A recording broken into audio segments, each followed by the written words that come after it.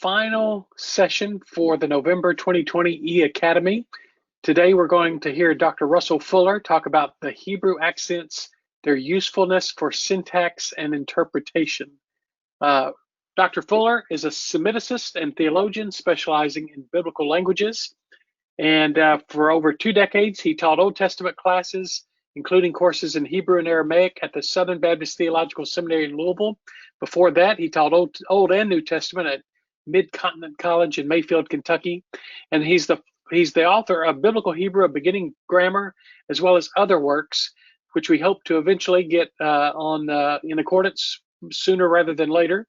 And you'll also want to check out his website at russelltfuller.com, where he offers classes. And as I keep telling people, if you want to learn Hebrew, he's your go-to person for this, because you will truly learn it under his instruction. So because he literally wrote the book. So anyway, we will turn this over to him in just a moment. If you have any questions along the way, feel free to go ahead and write those in the question section of GoToMeeting, and we'll save those to the end, and we'll ask him those questions kind of at the end of the session today. All right, Dr. Fuller, it's all yours.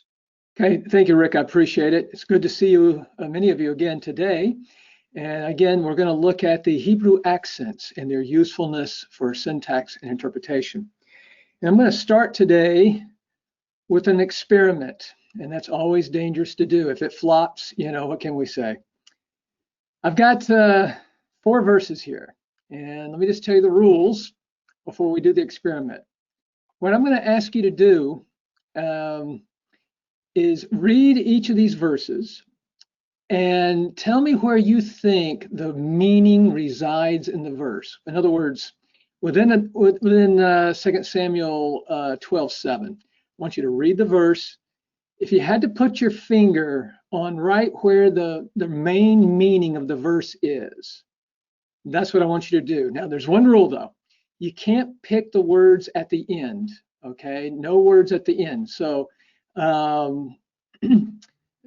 like for instance, down on Exodus 10:3, you can't pick this last clause here, okay? Now, we'll bring that in later on. But for right now, we're looking more within the verse, not at the end of the verse. So within the verse, where is the main meaning? And so go ahead and look at these 4 verses, and then we will we'll look at Hebrew and see what the accents are doing with it, okay? So for the first one, you have Nathan then said to David, "You are the man. Thus says the Lord God of Israel, it is I who anointed you king over Israel, and it is I who delivered you from the hand of Saul." So look in there. If you had to put your finger right on the meaning of the verse, well, where would it be? Look at Genesis 16:5 is a little more interesting. By the way, obviously, the first one I gave you, that's pretty easy. If we mess up that one, we might as well just close it up today. But anyway, the next one's a little more interesting. Sarah said to Abram, "May the wrong done to me be upon you. I gave my maid into your arms. And when she saw that she had conceived, I was despised in her sight. May the Lord judge between you and me." Then Exodus 10:3, Moses and Aaron went to Pharaoh and said to him, "Thus says the Lord, the God of the Hebrews, how long will you refuse to humble yourself before me? Let my people go that they may serve me." And then finally this one, "Go and say to Hezekiah, thus says the Lord, the God of your father David, I've heard your prayer, I've seen your tears. Behold, I will add 15 years to your life." All right, now what I want to do is add the Hebrew Bible to this. And what I'm going to show you is where the main accents are, okay? So for instance, on 2 Samuel 12:7, I think we'd pretty much all agree right about here. You are the man. And if you look over at the Hebrew, it just happens to have the ethnach there, okay? Just happens to have it there. You go to the next one in Genesis 16:5, a little more interesting because really there's 2 good choices here, I think. The first is right here at this word, well, let me put it over here, right here, okay, in the Hebrew. That's a good choice. And also, but the choice is probably this one right here. Okay, that's where the ethnach is. I was despised in her sight. That's where the ethnach is. What's interesting is what's here, though. That's the second most powerful accent within the verse. So notice that when you look at the way the accents are being laid out, they're hitting the most meaningful parts of the verse. That's what they're doing, okay? Look here at Exodus 10:3. Moses and Aaron went to Pharaoh and said to him, "This is the Lord," and so forth, okay? And where's the ethnach? Right here. "How long will you refuse to humble yourself before me?" Boom, there's the ethnach. And then if you look at the Isaiah 38:5, excuse me, where is it? "I have heard your prayer, I have seen your tears." Boom. What we often think about the accents is they're just purely grammatical. For instance, if you take Exodus 10:3 and you think just grammatically, if you just think, okay, I'm just going to group things sort of more logically, I tell you where it would be a good spot to put it would be like maybe right here. And the reason is if you put it there, what it's doing is it's putting all the direct speech together on the other side of it. But they don't put it there, okay? Then you say, "Thus says the Lord, the God of the Hebrews." And now you've got direct speech within direct speech, as it were. So here would be a good spot to put the ethnach, because all of the direct speech, direct speech within the direct speech would be there. But no, not there either. What they're looking for many times is the real meaning of the verse. They don't want to waste a good ethnach. They don't want to waste a good segulta, like right here. Look at what they did again in Genesis 16:5. Sarah says to Abram, now see, why not put that segulta right there? Because everything coming is direct speech. No, there's two more words they want to grab, okay? My harms upon you. There's the second most powerful accent. And then here's the other. And again, what they're doing is they're hitting the meaning of the verse. So oftentimes, especially longer verses, but shorter verses, it can be that way too. What they want is they want to use these major accents like the ethnach, like the zakef, the segultas, even the revias. They want to use these where the meaning is most telling within a verse. It's as if they're pointing out the nerve center of the verse where the meaning is really being highlighted. And so as we come to our discussion today, that's what we're going to talk about. Okay, we're going to look at the different ways that Hebrew accents can help us with both syntax and interpretation. Okay, so here we go. The Hebrew word for accents means understanding or sense. Literally, it's kind of like taste, but it's talking about the senses, using the senses. And therefore, the purpose of the accents was for the grouping of the words to express the understanding of the text. So that's their purpose. A lot of times we look at them and we look at where the accents are and we'll say that seems illogical where they're putting that accent. And when people see it that way, that's why a lot of times people ignore the accents because they look at it and some of them, they just look like, well, why did you do it? Why did you put it there? Because we often want to think either very syntactically or very logically, as opposed to thinking semantically, thinking about the meaning, you see, being the primary thing. Now, sometimes they'll put those accents according to the syntax, okay? At other times, they'll do it logically between clauses, for instance. So suppose you have a verse that has two independent clauses. Usually you are going to get the ethnach separating the two main clauses, okay? And even syntactically, if you have like a verse with one independent clause, it's going to be placed, it's going to have its placement very grammatically there, okay? It's usually not going to be in a strange position. But at other times, they are able to do it according to the meaning of the verse. Now, when they do that, the syntax of the Hebrew has to be so clear that when they do the accents sort of contrary to the logic of the syntax, it's not going to mess up the meaning because they know you can see the syntax very clearly. Once that's true, now they can move those accents around and put them where they want to get the meaning, to really mark the meaning. But again, they just can't put them anywhere though. They can't do that because again, it will mess up the meaning if you just randomly throw them down there. No, they're not doing that at all. Okay, they're not doing that at all. So again, the purpose of the accents is really to group words. It's very important to group words. So certain words go together, other words are separated. We group them in order to establish the meaning and the understanding of the text. That's the main purpose. So even in the synagogue, when they're chanting this, the whole purpose of the chanting is not to make nonsense. It's to make sense out of the text, and it's to bring out the meaning as vividly as you can.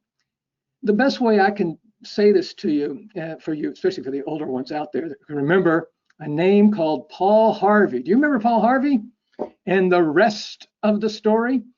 When Paul Harvey would tell his stories, that man could use pause like few other men.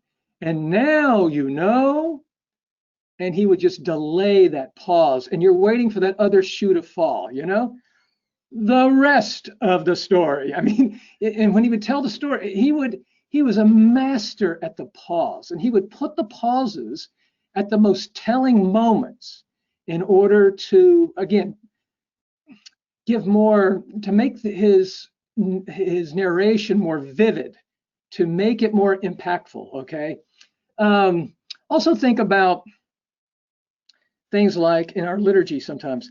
I'm gonna have to sing this very quickly. As it was in the beginning, and now and ever shall be, world without end. See, that's not in the right place. That pause, if you really look at it grammatically, is not right. But for the meaning, it is. Okay, so ever shall be, world without end. Amen, amen. Check that out. You'll see what I'm saying. Again, they put the pause not in the most grammatical position in order to bring out what they're wanting to really stress there. We do this a lot, okay? And they do it in Hebrew. They're doing it via the accent system, okay? So let me give you a few quotes. This is Ibn Ezra. He's a medieval Jewish commentator. Any interpretation which is not in accordance with the arrangement of the accents, thou shalt not consent to it nor listen to it. Of course, I think on occasion he would go against it, but don't worry about that. Look what he says here, okay? This is Heinrich Ewald. He was a famous semiticist. He was an Arabist and a Hebraist in Germany at the latter end of the 1800s, maybe a little bit into the 1900s. By further, it's kind of involved, but anyway, by further consideration and investigation in this way, there will always be found a beautiful harmony between the accentuation and the syntax, so that each may afford explanation and support to the other.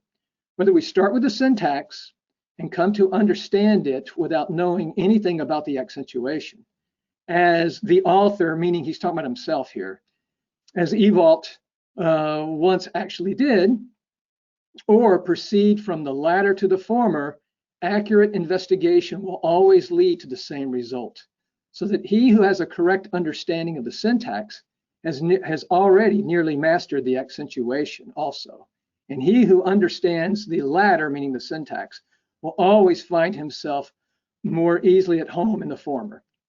But this is, at the same time, the highest praise that can be given to the accentuation. So anyway, you can see that many of the famous folks in the past had high regard for the accents, okay? Obviously, in Orthodox Judaism, they're seen as very important. Again, if you go back to the Buxdorfs, this is right after, well, it's really at the end of the period of the Reformers and getting into, like, let's say, the period of the Puritans more. The Buckstorffs were there, again, big fans of this, and so were many of the Puritans. They were big fans of the accents. And John Lightfoot, for instance, he'd be another one who would be very much in favor of following the accents. Now let's look at, this is just the basics. I'm just going to go over the basics very quickly. If you don't know these, you probably know some of these, and you'll just need to get into the details and just do more study on them. So I'm going to go through this quite quickly so we can get to the other things. But as you know, here's a whole verse, and that verse is split in two by the ethnach, okay? And so the ethnach here is with the word Elohim, and what you have is, so the big break is here, okay? And so it's breaking the verse into two pieces is what it's doing. And so it's putting these words together, and then it's putting these words together. Now, we never want to lose sight of the fact that the verse is all one unity, okay? We don't want to get into the trees so much we lose the forest. We don't want to do that. So remember, a verse is a verse. I mean, it's one unity. But when with the accents, we're going to split the verse in half, okay? Usually with the ethnach, but not every verse has an ethnach. And there can be quite long verses without the ethnach. There's one in Jeremiah that goes on quite a distance without ethnach. And the real division, the main division is the tifcha.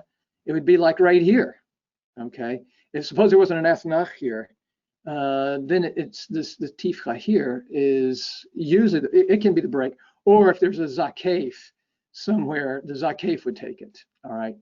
So it'd be one of those two usually. So, but ethnachs are very common, very, very common.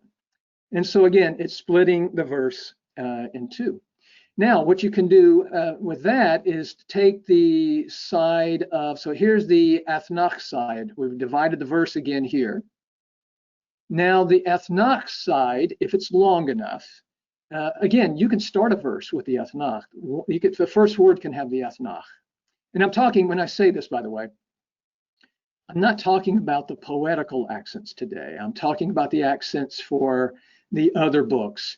The poetical accents cover the book of Psalms, Proverbs, and just the poetical sections of the book of Job. So starting in chapter 3 and then going to 42 around verse 10, 8, somewhere in there. So just that, okay, they're a different category, which we're not going to cover today. So in the prose books, we'll call them the prose books. There's plenty of poetry in these as well, by the way. But in the prose books, you can begin a word with the ethnach. You can in the poetry books. You can't do that. But you can in the prose books. So I mean, it doesn't have to have a near subordinate like here, the tifcha, and then a remote subordinate like right here, the zakef katon, okay? And so what this is doing, and let me just break it up a little bit, what this is doing is the big break is here, and there's a very minor break right there, okay? And then even within zakef, he has his, he governs certain accents directly as well. We're talking about, so here's another disjunctive accent, but the ethnach is not concerned with the pashta here, okay? He's only concerned with the tifcha, that's his near, and with the zakef. So there's only two accents that's going to be directly under the ethnach. And so there's a slight break here, which this accent, the pashta, is again going with the zakef. So you just keep breaking it down. And basically, unless you get to the very small accents, if you got 3 words in a grouping, like right here, we've got 3 words in a grouping, and you're still dealing with major accents, you must have a break in there, okay? And you do, you get it with this right here. 2 words, you can have a break. Normally you don't, but again, but frequently you do. But if you go to 3 words, and again, you're dealing with your major accents, you've got to have a break. So what's going to happen is things are going to keep breaking up into smaller groups until everything basically gets down to groups of 2 and 3 words, okay? Sometimes 1 word, sometimes 1 word. but they're just going to keep breaking up a verse until that happens. You see over here, again, there's to the Silluq, you have a near subordinate. Again, that's the tifka here, and the remote, and again, that is the zakef. So again, these are just the basic rules that you'll need to get down. Then tifka, it can break down, and it's going to have a near, that's a tavir, and it's going to have a remote, that's a revia. Let me give you one quick rule. The remotes are more powerful than the nears. Now, if there's not a remote, then the near becomes more powerful. I mean, obviously, because there's no remote. And the remotes are the most interesting because they can go almost anywhere they want to. The nears have to stay usually within one or two words of its governing accent. So this tavir here, okay, it can only occur on this word here. Now that's got a makef, so we'll consider that one word. Or it could occur here. That's it. It can't get back beyond there. Okay, it's impossible.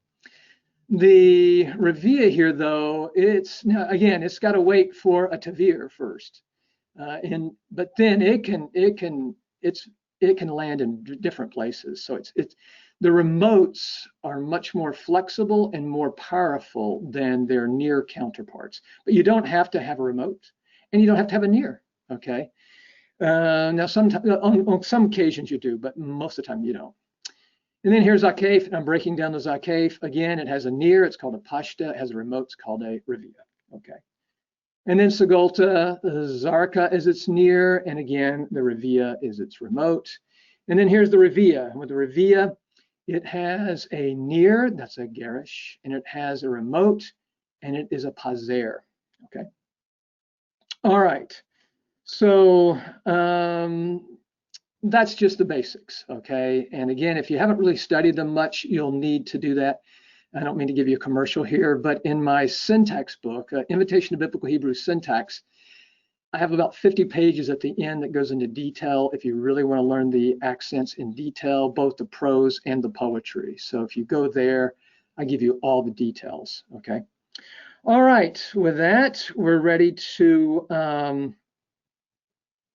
look at the different clauses. Yesterday, I gave a lecture on the verbal and nominal clause.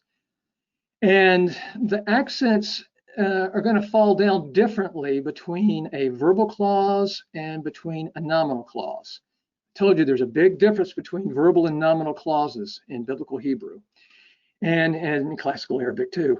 And so let's look at the way that the accents work for a verbal clause and how they work for a nominal clause. And so we'll start with the verbal ones. This is one verse, and it's all one verbal clause. That's all it is. And here's your verb at the beginning. Remember, the verb has to come first, followed by its subject. Now, technically not here. You got to have consecutive, but technically on a verbal clause, you can put anything you want in front of it. You can put direct objects, you can put prepositional phrases, you can put adverbials, you name it basically. You can put it before the finite verb. You just can't put the subject. Yeah, that's what you can't do, okay? But here, the subject's implied here. Here's the way the accents work on a verbal clause. You can think about this one of two ways. Let's first go as we're reading it the Hebrew way. So we're reading it this way. And if you go that direction, as you get away from the verb, the accents get stronger and stronger in their pause, okay? Here's your first one. It's a pashta. Then the next one, zakef, that's stronger. And then you have the ethna, stronger. Then you have the Silluq, strongest, okay? It's just as you go, every accent's going to get stronger is the way it's usually going to work with a verbal clause. Rarely are you going to change this. Now, there can be a few complications you throw in. Like suppose you had a relative clause or something in there. That can change things a little bit, but the principle is going to hold. You're going to get weaker as you go away. Now, if you think about working, and sometimes with the accents, especially when you're first learning them, sometimes it's easier to go backwards than forwards. And I know that sounds strange, but take my word for it. If you're really wanting to learn the accents, a lot of times it's best to work backwards on them. And so if you think backwards, if we're going this way, then obviously as you're moving back toward the verb, your accents are getting weaker, okay? And so that's the general principle for verbal clause. Here's another one, but this is in a half clause. So most everything I'm going to talk about, we're dealing on the full clause level, but everything I'm telling you, and we're talking about the ethnach mostly today, but everything I'm saying about the ethnach, you can apply on a smaller scale to the zakes, to the revias, and so forth. So you can break it down to the, half clauses, or, half verses, and then half verses, and so forth, okay? So here's a half verse. Again, it's one verbal clause. And as you're reading it, the accents are getting stronger and stronger as you go, okay? They want to be weak here. They want to put these together, because this is the, the meat of the verbal clause, okay? Or let's say the core is right here. But these things here, okay, of course, it's a direct object. You could almost put the direct object here with this as well. So when you think of verb, subject, object, okay, that's the core. Then comes your prepositional phrases, your adverbials, all these relative clauses, all these kinds of things.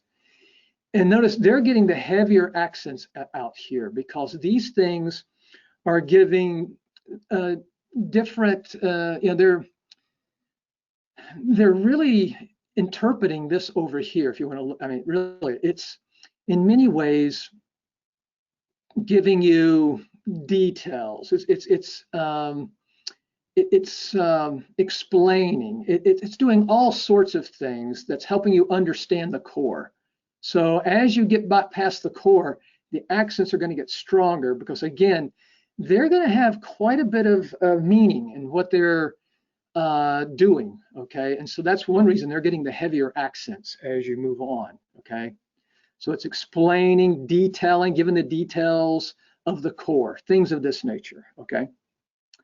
Now the nominal clause. Well, the nominal clause is something different. And with the nominal clause, you've got to have your subject first.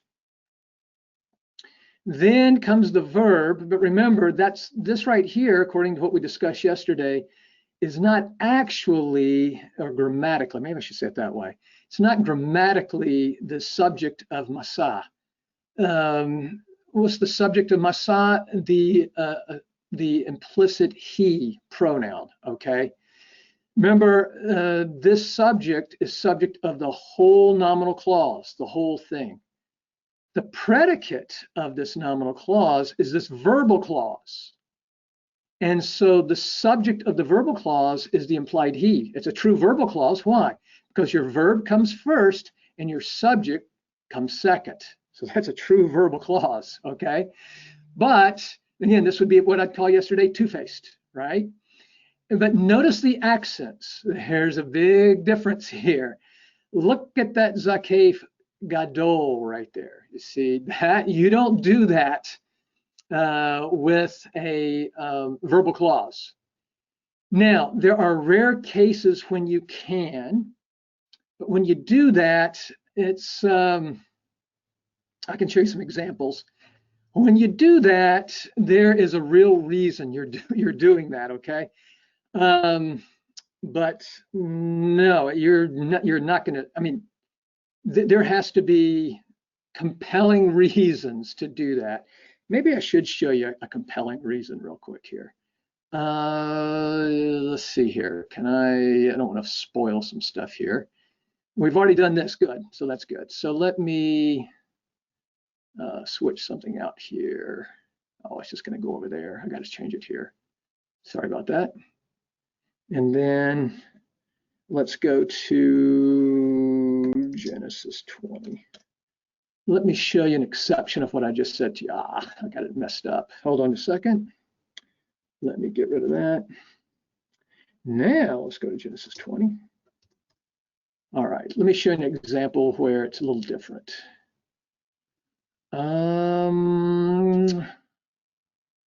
Let's see. Come on now. Don't do me wrong. Gone too far. Look at, well, while we're here, look at yeah, here we are. By the way, here's another one for you, same thing. Here's a nominal clause.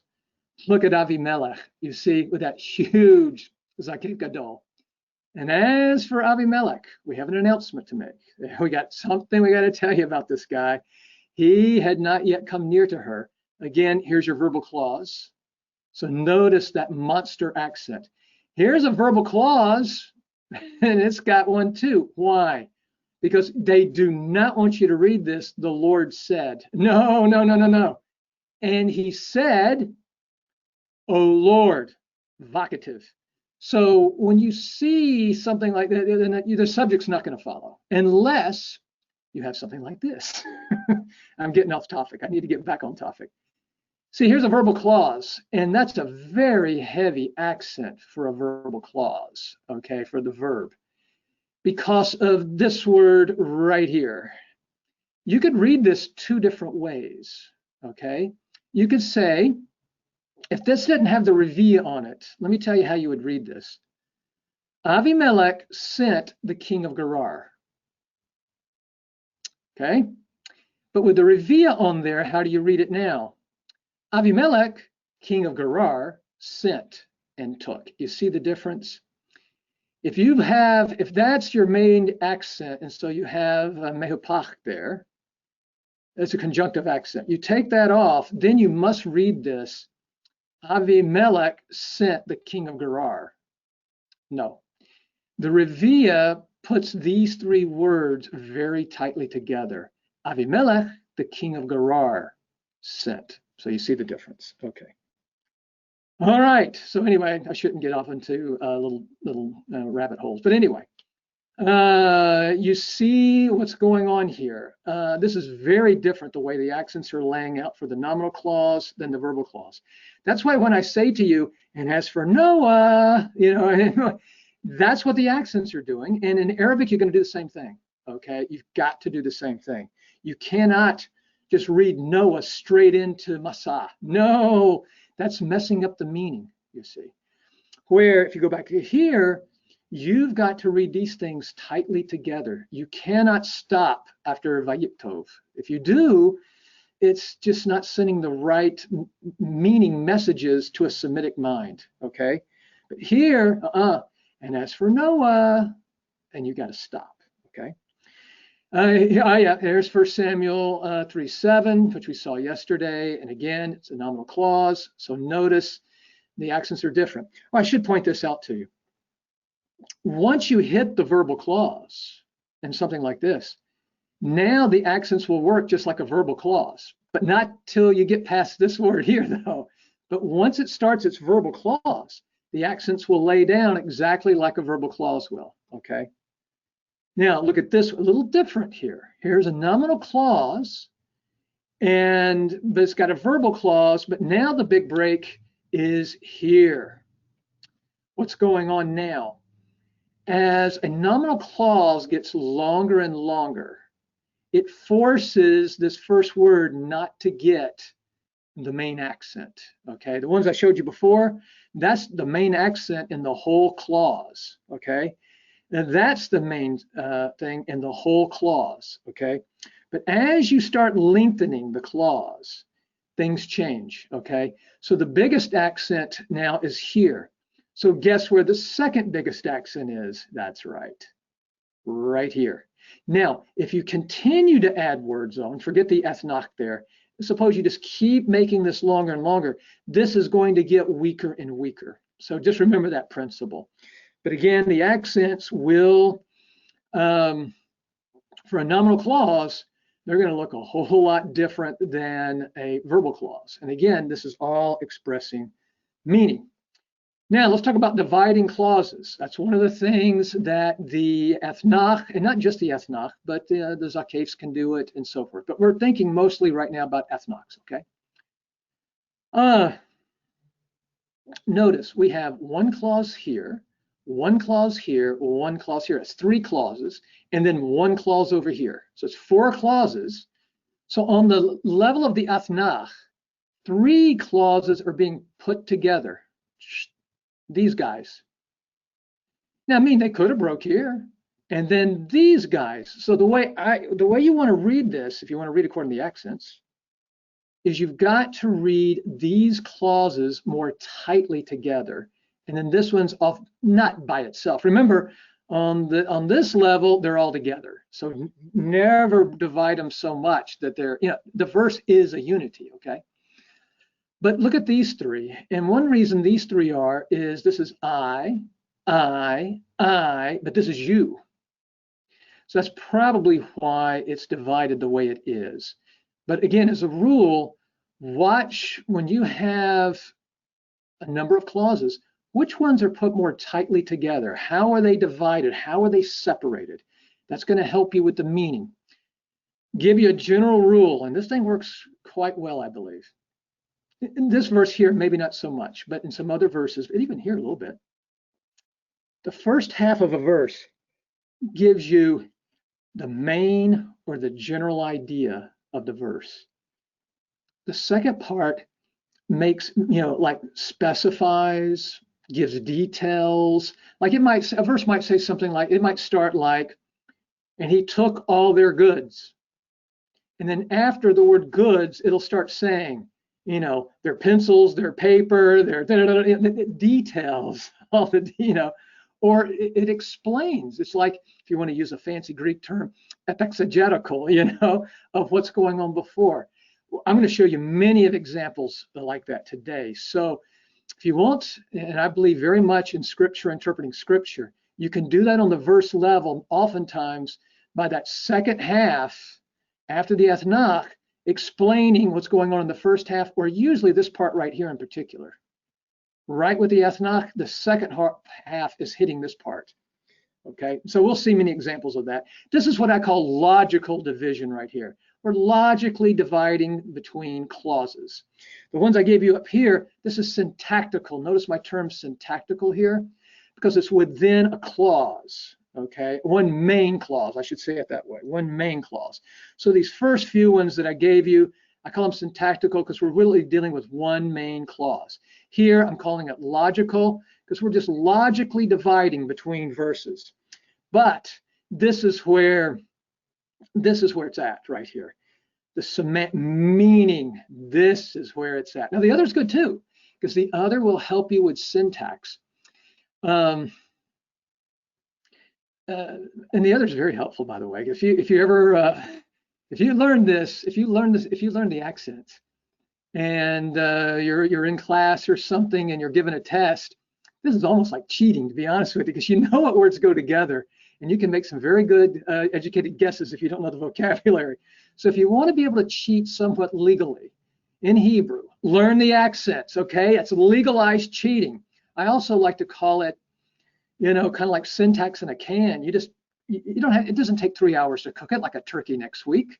No, with the accents, put it in a bowl, throw it in the microwave, the accents, boom, there's your syntax. So you want syntax in a can, look at the accents, they'll tell you. But now, this is why you came today. You want the meaning. That's what it's about, location of meaning. And so here we go, let's look at this. I just told you about separating independent clauses, right? Here's two independent clauses. The first one is right here. The Lord said to Abram. The next one is the go for yourself, okay? So if you want to be logical, right here, and then you should have put your athnach right there. If you do that, the Masoretes are going to call you a goyim, a goy. I mean, you don't know what you're doing. No. You see, the syntax is very clear here. You're not going to mess the syntax up. So what will they do? Now they can, as it were, release the accents to do their thing, to really show the meaning. Go for yourself from your, and Hebrew loves to list things. They love listing. Go for yourself from your land and from your kindred and from the house of your father. Boom. See, right there. To the land which I will show you. See where they put that ethnach. It's not here's logical right here. Here's semantic right there, you see. You've got to, over time, I'll show you more, don't worry. But you've got to feel the difference between just a logical, you put it there, you're just a rookie. you're making, I mean, that's just like, ugh, you've wasted a perfectly good athnach. This is like the windup of the pitch. You don't want to swing on the windup, you swing on the pitch. There, that's when you swing with the bat right there. This is like an off speed. If you put it here, you're on the front foot with an off speed pitch. I hope you know what I'm talking about. And now you have no power. See, this loses all of its power here. But I'll do no more sports analogies for you. Okay, so with that, again, notice they're locating the meaning. And maybe I should show you this verse though, just to give you a good contrast here. And I've got to find it. So this could take me just a little bit here. This one right here. Let's look at this verse for a second. This verse, you can read it one of two ways at the very beginning. So going all the way to this Zakef is what I'm interested in, how to read this. You can read it two ways, and the accents can't be released to do their meaning thing, really. They have to stick strictly to the grammar and to the meaning, really. But here, they can't just be free, because if they're free, you're going to misunderstand the text. So this time, the syntax is going to have to take precedent over the meaning in one sense, okay? Because you can read this, there is two ways you can read this. Let me show what I mean. You can read it this way, watch. And Boaz said to her, stop. At the time of eating, approach hither and you will eat from the bread, some of the bread. That's perfectly grammatical, okay? That's perfectly grammatical. There's nothing wrong with that, okay? I'll do it one more time because it's different than the translation over there, so don't look at the translation. Boaz said to her, Boaz said to her, stop. At the time of eating, here's the direct speech. At the time of eating, approach hither and you can eat some of the bread, some of the food. Or you read it this way. And Boaz said to her at the time of eating, approach hither. So does the direct speech start with this word, goshi? Or does the direct speech start here? See, the accents can't play around here. They've got to land very syntactically and by meaning too, really. Because if they move around here, you're going to misunderstand. These Revia here tells you the answer, okay? So the way you've got to read this verse is, in other words, the direct speech starts on that word. So Boaz said to her at the time of eating, approach here and you shall eat, okay? What I'm showing you is sometimes they can't move around, because if these accents move around, you can misread the text, and they don't want that to happen, okay? So, but here that you can move them around because the two clauses are very clear. You're not going to misread this. There's no way. Okay, here's another one. For God is knowing that on the day of your eating from it, okay, or when you eat from it. So we have like a temporal clause here, okay. So what you would expect is, here's the temporal clause, and you could even put it here if you're again, this would be a terrible rookie mistake right here. If you put it there, no, because now you're putting the whole temporal clause, kind of its it's protasis and apodosis. No, you don't want to do that. You don't want to do that. This would be the logical place, okay? When you eat from it, then your eyes will be open and you'll be as God. See, that's the logical place to put it. Notice its placement, though, right here. You're doing it right within the, let's say, when you eat from it, see, that's where that temporal clause comes to an end. Then, you see, so again, this is the logical placement right there, right? But no. Then your eyes will be open, bam. And then it explains, what do you mean your eyes will be open? You will exist as God, knowing good and evil. That's what it means, you see. So notice how they delayed it again to put the ethnach where they see, again, as the heartbeat or the central nervous system of the verses when it comes to meaning. Okay, your eyes will be open. You see, they're cutting. Again, it should be here logically, but they're looking for this. They're not looking for dividing just between clauses. They're looking for the meaning. You see. Okay. Here's the one that we did in English, so I'll do it real quick. Again, notice Moses and Aaron said to Pharaoh, now your direct speech is really coming, so you could put it, this would be a nice place to put the Athanach. Even this place, if you put it here, this is the most logical, because now here comes all, you're putting all the direct speech together. No, no, no. The meaning is in direct speech. So when you're reading prose, the meaning, I can tell you this almost every time, is going to be in the direct speech. By the way, you don't have to, what you could have done instead of having direct speech, you could convert all these things into just Vav consecutives and make it non-direct speech.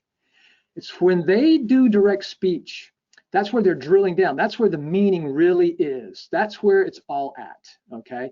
Now look, the narrator, he can sometimes, there's always exceptions. Suppose you have direct speech and it ends within the verse. I can almost guarantee you the Athanach will be at the end of the direct speech every time. Okay, now, again, there's exceptions, but it's common, it's very common, okay? So here would be the logical spot, because now you put it all together, but no, thus says the Lord, the God of Israel, the God of the Hebrews. You think right there, no. How long will you refuse to humble yourself before me? Bam, there it is, you see. Now, in a minute, we'll look at, maybe we'll have time to look at this. There's another verse coming up next, okay? And when you look at the next verse, this right here is going to have the strongest meaning, really, okay? But that's because it's connecting with another verse. The accents will play across the Silluq and the Sof Pasuk. I'll show you that later, okay? They will go beyond. Okay, watch this one. The Lord said to me, what are you seeing, Jeremiah? Now there's a very nice place to put it, okay? And I said, that's a good place to put it, because if you put it there, direct speech. Figs. Bam. You see, that's where you want it. And then what's the rest of the verse? What do you think it's going to do? It's going to explain. It's going to talk about, it's going to expand on that word right there. Watch this. The good figs are very good. The bad figs are very bad, which they can't be eaten because of rottenness. You see, that's it. That's how you do the accents, you see. Notice the location there on that one word. Bam, okay?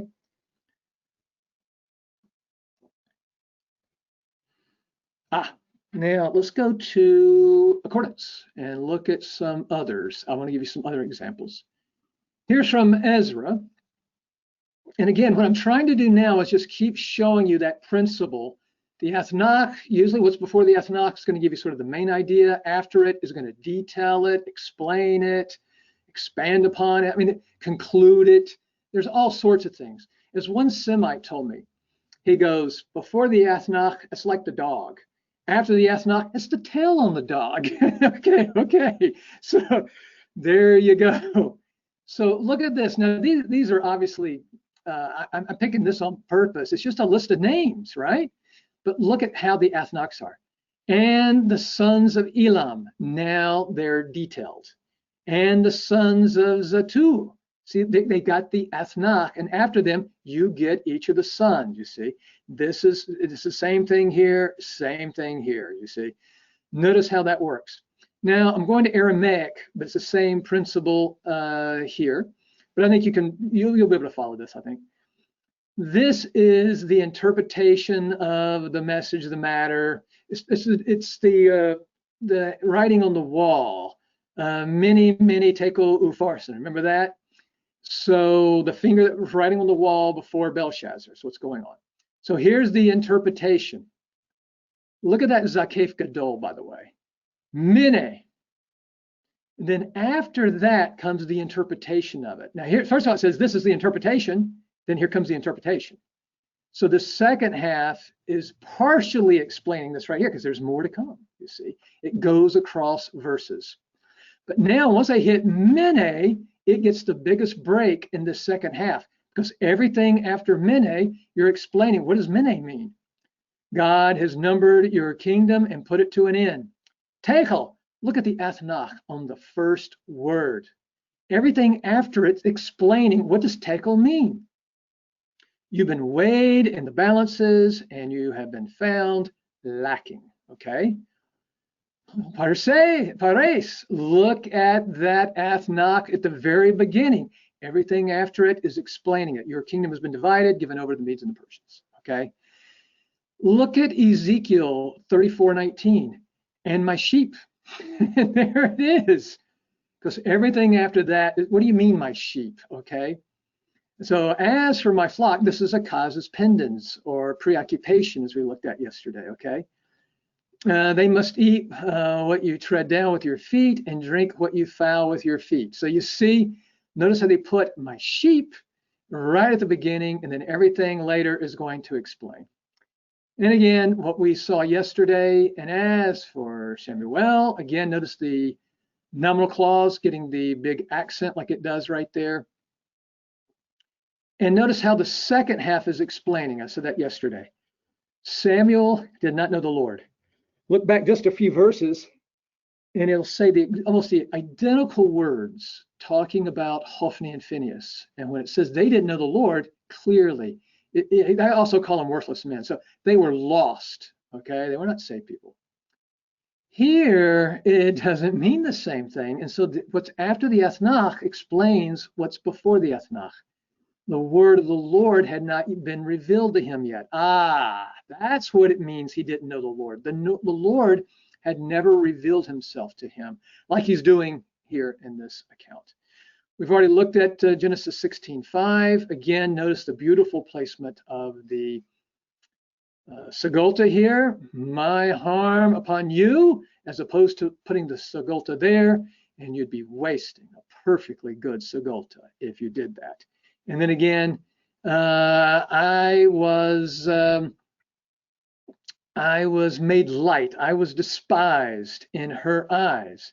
Now notice how the last part here is kind of a conclusion to what she's saying here. May God judge between me and you. See, that's very good. That's kind of concluding this. Okay, you did me wrong. Now my maid's done this. May the Lord judge between me and you. There's the conclusion. Okay. On this one, what I wanted to show you, this is again a verbal clause. The whole thing's a verbal clause. This time it has a little bit of a complication. It has a relative clause there. Okay, it's got a relative clause. And so it mixes things up just a little bit, but really not much at all. So again, it's all one independent clause. And so notice as we go away from the verb, its subject is embedded there, you know, it's implied. And then its object right here, the accents are going to get stronger and stronger. Okay, the relative clause is going to go up to that zakef. Then you've got prepositions with apposition with the athnach, and then another prepositional phrase. And again, you really do want to think of these verbal clauses, and it can happen with a nominal clause as well, especially if it's got a verb as part of it. Again, here's the core of your verse. But everything else, and the relative clause, of course, is defining this right here. But as you keep going, this is doing what we have between clauses almost, where you have that clause after the athnach. Usually they like to delay the athnach until they get the real meaning of the verse, place it there, then everything afterwards, again, explains, details, all that kind of stuff. And really the same phenomenon is going on here. It's being detailed, explained by these prepositions and so forth, you see. And so again, what's happening on, let's say, the different level of the clauses is also going on the verse level as well. Now I want to go between verses with you for a second, okay? So now we're going to jump over, and so really we're going to jump over the Silluq and the Sopasuk. Now when we do this, people are going to sort of change places a little bit. This will now become the biggest break between the two verses that I'm putting up right now. This will be the biggest break. So the Athnach in power is really being demoted a bit to almost like a Zakef, because we're really combining these together. Let me show you what's going on here. And the woman said to the serpent, and here comes the direct speech, obviously. Notice this time the direct speech put together a little bit. From the fruit of the tree of the garden, we may eat. Now, what is strange about this is, why do you start direct speech? And look, this is not much. And look at all this down here. This is still the same direct speech. Why didn't you put it all together? Why not just take this and tack it up there, make it one verse? And the answer is, oh, you're missing the Paul Harvey. And now you know the rest of the story. It makes the contrast with a greater pause. So it's really emphasizing the contrast. From the fruit of the tree of the garden, we may eat. Long pause, ultimate pause, not just a Athnach, a Silluq. Wow.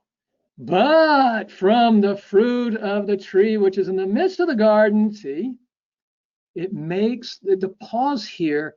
Again, look, you just have, why do this? Because you're using this as a huge pause. And there's meaning in pause, by the way. You have little kids. What they're doing is they're listening to you in your speech. And it's amazing how children, it's of the Lord. Matter of fact, it's part of the image of God, I believe, how children pick up language. And they're not just listening to your vocabulary and they're listening to your pause. They're listening to how you group words. They're listening to your inflections, all of those things. And the accent system is basically preserving this. Remember, I taught this to a native Arab speaker one time. And he laughed as soon as he figured these out. He laughed, he goes, it's like the salt and the pepper. It gives taste. And again, that's what the word accent means, of course. He goes, now I can really feel the language because I can group the words. I know where the pauses are. He's getting all the intonations now. He goes, it's just like Arabic. He goes, now I taste it. It's really, I can really feel the language. Exactly. That's exactly what's going on here, you see. So notice what's going on here. Here's another example, just one verse later. There's many of these, okay? And many variations of these. The serpent said to the woman, you will not surely die! Exclamation point over there. I like that. But wait a minute, the direct speech continues on. Why just put this little piece up here when you could have had the whole thing put together? And you could have put the Athnach right there. Sure you could. This is even better though. This is better. Now you've got that's a strong break, I grant you. This is even stronger. It's between verses. The pause is even longer.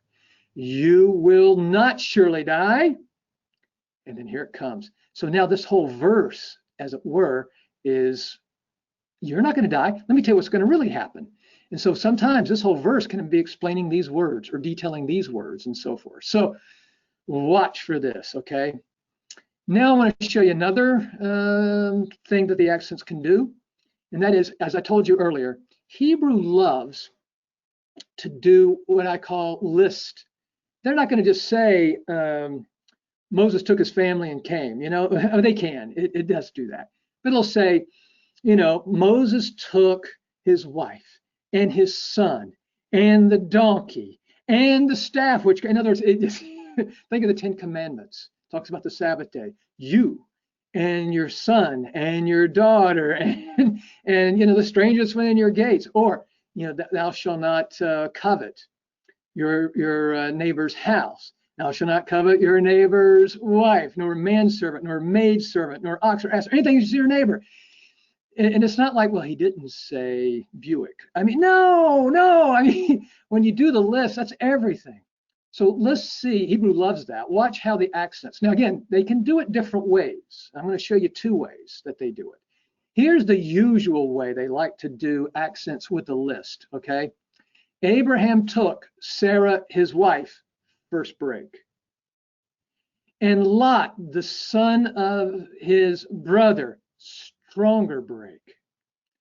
And all of the possessions, all of their possessions, which they possessed, bigger break. It just gets stronger and stronger as you go. Each thing gets strong. So it's like the pause.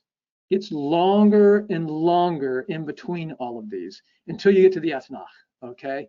So they enjoy doing this, okay? It's called an ascending order. Each thing, each item in the list gets a stronger and stronger break as you go. In Joshua, here's another one. Joshua took all this land. Now it's going to kind of detail, okay? What do you mean all of this land? Give me some details. I'm about to. It's going to be a list. The mountain, and so it first starts with the mountain country and all of the Negev. So it's a mountain country associated with a certain Negev. Okay, the Negev, you know the Negev. So that's one, and then you get the accent. So the mountain range and the Negev are being put together here. And then all the land of the Goshen, and again, they're getting stronger as you go. And the lowlands and the Arabah, stronger.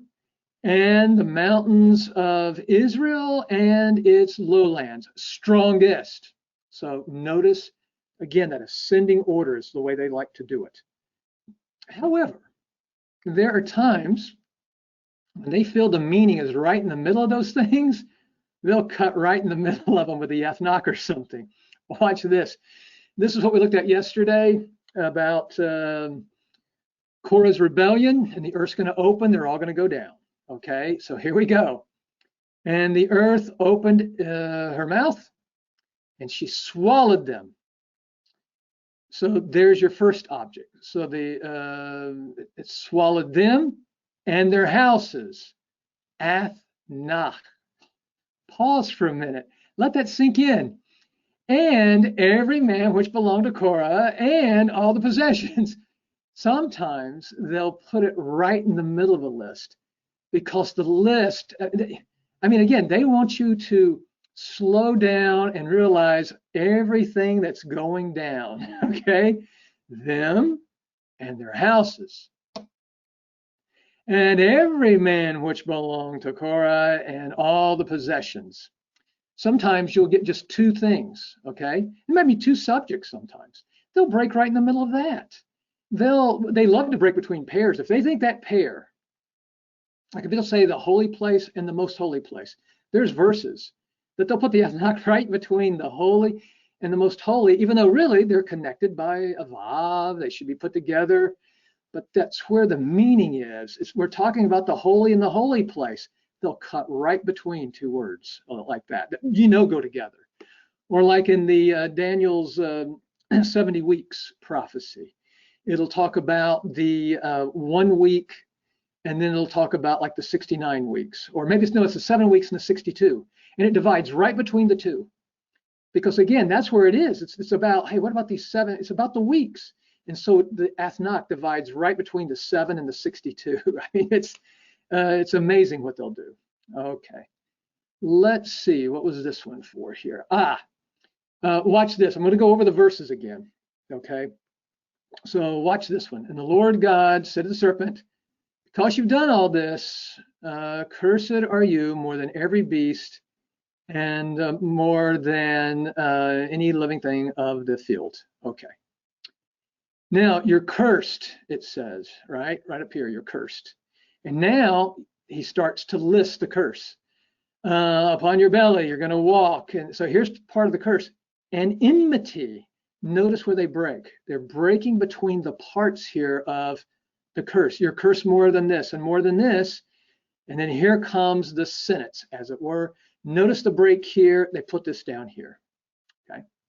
So notice it's both the walking on your belly, the dirt you're going to eat, and the enmity that's going to be placed, you see. Nice way to break that up. Or look at this one. And to Adam he said, because you have listened to the voice of your wife, and you have eaten from the tree, which I commanded you, saying, you should not eat from it. Cursed. This time's a little different. They put cursed on the other side. But watch. Cursed is the ground on account of you. And then here we go. In toil you will indeed eat all the days of your life. Now another verse. Here comes some more. Both thorns and thistles and more by the sweat of your brow. And finally, it'll end here. So notice again how they're breaking up these curses, the different details. So instead of just putting them all after an ethnach, they're breaking them up between various verses. Okay. All right. We got to hurry here. One last use that I want to give you, and there's more than what I'm giving you. I don't. This is just a quick lecture, so I can't give everything. Parenthesis. We want to talk about parenthesis. Okay, the accents are very good at showing us parenthesis. And if you don't read the English, if you just look at the Hebrew here, this is how you can oftentimes tell if you need parenthesis. If you read the Hebrew and all of a sudden you're like, huh, that doesn't go together. Well, watch out. You probably have parenthesis. So I'm going to try to read it in a funny way. So don't read the translation. Okay. Well, when they sin against you. For there is no man who does not sin and you're angry against him. Huh? Wait a minute. Do that again. For there is no man who does not sin and you are angry against them. You're like, I'm missing something here. That's right. We have parentheses. And the way, now again, they can go between verses with this. They can do all kinds of stuff. But here's the way it usually works. You have a governing accent. So here our governing accent is the zakef. And if you want to show parenthesis, now again, this doesn't have to mean parenthesis, okay? Because the laying of these accents are normal. They're just normal, okay? However, they often will give parenthesis. And so when you try to translate it, it makes no sense, like I just did. You want to go back and say, wait a minute, there's something not right about this. This is the governing accent. Now, if it was just a very short parenthesis, the parenthesis would end here at the near. That does happen, okay? But that's not true here. It's here is where the parenthesis is. This is the remote to this accent. This is how you do it. You go from the governor to the remote. So what we're going to do now is read this again and skip these words. We're going to jump from these words over to these words, and then we can put these in the parenthesis like down here. When they sin against you and you become angry with them. That's it right there. See? In other words, what I'm telling you is you can't do this. You don't want to read that together. No. That you do that, you've messed it up. Okay, you can't do that. What you've got to do is recognize how the accents are being used, and if you do, you will see that's parenthesis. Okay, get rid of those. Give you another example. Isaiah, and let me tell you what the problem is right here. It's this asher clause. How far does it go? Does it go all the way to here? Let's try. I'm just going to do the asher clause. Which talking about the shade of this over here. So it's like stairs, okay?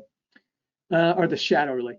Which the shadow went down on the steps of Ahaz in the sun backwards, this. You read that and you go, huh?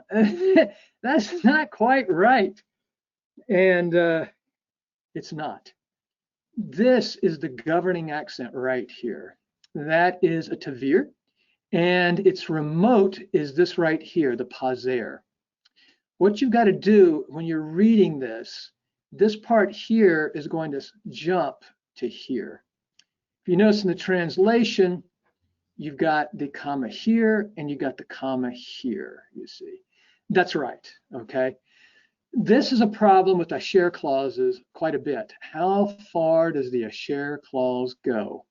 And it doesn't always go to the, to the ethnach or, it does not. So now let me just read this part. Behold, I am causing to turn the shade of the stairs backwards 10 steps. That's the sentence. Here's the relative clause defining what stairs are. I got too much there. What stairs are you talking about? The ones that go down the stairs of Ahaz in the sun. Those are the stairs I'm talking about, okay? So that's what the asher clause is doing there. But again, it's like parenthesis. Look at this one. Here we have the ethnach, that's going to be the governor. And then here we have the zakef, that's its remote. And so Pashur ben Immer, the priest, heard not and he no. Jeremiah prophesying these words. Here's the parenthesis. Now he was the overseer, a leader in the house of God, you see. That's parenthesis. Okay, and the big one. I showed you this yesterday. And again, if you look at almost every modern translation, they miss it. They miss it. That's a terrible miss. Here is your governor. There's the remote. Now, if you read it, it makes perfect sense. Okay, and I put it in brackets here. The King James puts it at the end. Also, if you read the Targums on this, the Targum, it doesn't misread it. Of course not. They're not going to misread this. And the lamp of God had not yet gone out in the temple of the Lord where the ark of God was. That's it. Not, but I tell you what they do. The modern translations, as it were, put the ethnach there. And then they read it this way. The lamp of God had not yet gone out. And Samuel was lying down in the temple of the Lord where the ark of God was. Huh? No, he doesn't get to bed down in the holy place or the Holy of Holies. No. And again, look at the Targums, look at the King James, some of the older translations. Okay, last thing, and then I'll try to do some questions with you. Where are some places that we have differences of interpretation by the translations in particular, okay? And here's one, Numbers 26:4. And notice the New Revised Standard Version over here, okay? Take a census of the people from 20 years old and upward, as the Lord commanded Moses, period. New paragraph mark. The Israelites who came out of the land of Egypt were, and they're putting it with this other verse over here is what they're doing, okay? What does the Masoretic Text say? From a son of 20 years and upward, as the Lord commanded Moses and the sons of Israel. In other words, God didn't just command Moses. He commanded Moses and the sons of Israel, the ones who came out from the land of Egypt. That's what it is, okay? So this is a misreading of the text, okay? It's a misreading of the text. And again, what they're doing over here is they're actually putting they're putting the Silluq and the zakef and the salpasuk after Moses right here. They're ending the verse here and putting the other words in the next verse, which I don't have here, but that's what they're doing. If you look at, if you want to see, maybe I can just pull that up real quick here. Let's see. Here's the next verse now. Reuben. So see how they're doing it? The Israelites who came out of the land of Egypt were Reuben, the firstborn. Okay, but no. What you're supposed to read this differently. Okay. So from 20 years old and upward, as God commanded, and so forth, and then here they come, Reuben, the firstborn of Israel. So it's showing you those who are 20 and above, and so forth. This is almost parenthetical, to be honest with you, the way it's being laid out, compared to this down here. Okay, but they're missing it. They're missing it right here. Okay, let me get rid of this. It's going to mess up a lot of stuff. Look at Psalm 11:5. Again, we have the new Revised Standard Version over here. It says, the Lord tests the righteous and the wicked, and his soul hates the lover of violence. That's not the Masoretic text. The way the Masoretic text wants you to read, the Lord tests the righteous. Stop. But the wicked and the one who loves violence, his soul hates. So the Lord hates not just one guy, the lover of violence. No. He hates the wicked and the lover of violence. Okay. The reason why you get so many bad translations over here, I'm telling you the way I see it, I'm sorry, is a lot of it comes from the BHS, the Biblical Hebraic Stuttgartense. When you look at it, the editors laid out the scriptures the way they thought it should be, not the Masoretic way. The new one coming out, the Quinta, it's going to lay it out more the Masoretic way. This will cure a lot of this, but everybody is a slave to the BHS, and it's a mutant form of the Masoretic text. It's a corruption of the Masoretic text. That's exactly what it is. And again, many conservative translations will botch these things as well.